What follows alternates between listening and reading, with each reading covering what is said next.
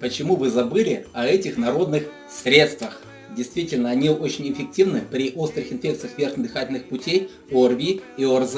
Меня зовут Александр Василевский, мой блог о здоровье и реабилитации, а также о экологичном снижении веса. Хочешь больше информации на эту тему? Подписывайся. Это элементарное средство парное молоко с медом. Беру в кастрюльку пол-литра молока, довожу до кипения. Конечно, ты можешь пользоваться различными аптечными средствами, но это так себе идея. И в парное молочко, предварительно остудив, добавляю мед. Больше всего мне нравится вересковый.